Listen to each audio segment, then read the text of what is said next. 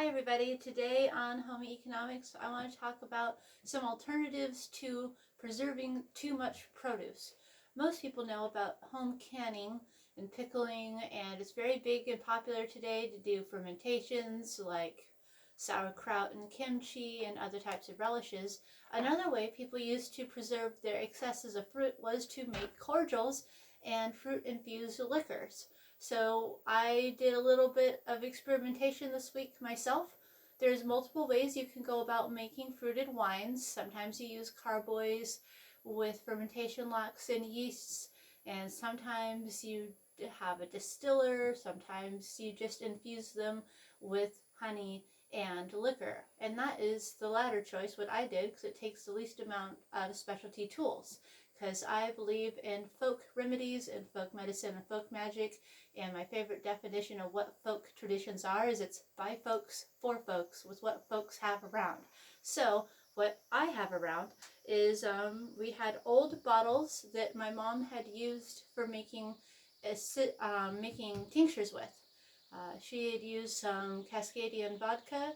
I don't really like vodka myself, but it's really good for making tinctures. When she was done with her herbal tincture, she saved the bottles because they have really good stoppers. Not the screw-on corks, but stoppers. So I took those and repurposed them, and my partner and I last year we made mead.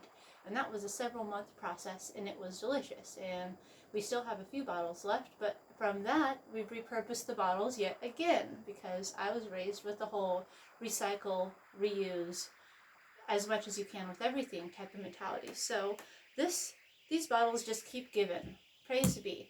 And with them, I have filled in each of the bottles a little bit of fruits from our land. And this bottle is the blueberry blend.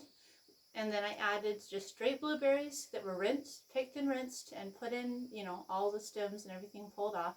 And put it in the jar with some honey. And then poured it with brandy.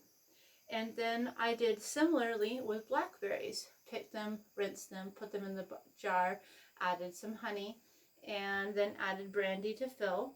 And then did the same with pears. And we've had so many pears and so many different things. We've made cobblers, we've made bakes, we've made everything we can.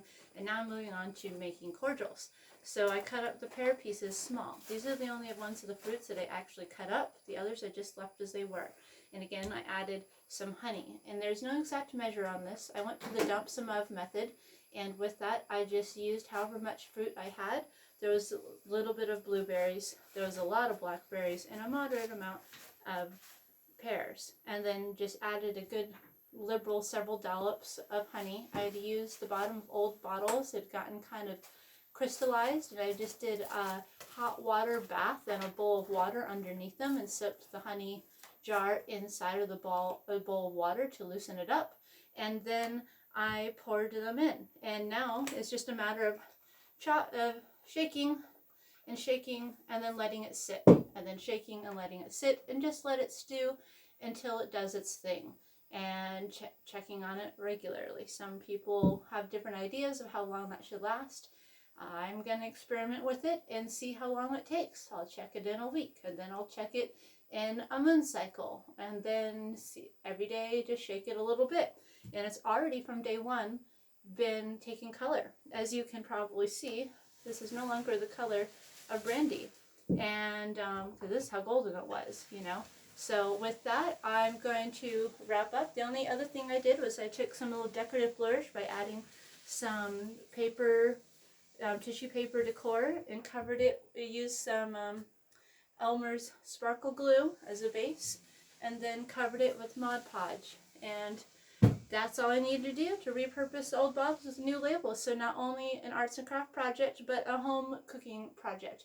Hopefully this is inspirational to you and all of your people, that whatever excess of fruit, strawberries, raspberries, berries work great. Plums are next on my agenda. We're going to cut up some plums this evening and make chutney. There's endless things to do. And then we got a whole tree full of apples. So we're just being busy little bees, processing all the produce while it still lasts. And enjoy. If you do not have food in your own yard, go to the farmer's market. Or maybe something you get from the food bank, that there's just so much you need to do something with it before it perishes. So there's some ideas, and I hope you enjoy. And we'll see you next time on another episode of Home Economics. If you love this show, go ahead and give it some likes and subscribe if you like. It doesn't cost anything. And feel free to share this on your favorite social media with your friends and family. Thanks, guys. Bye now.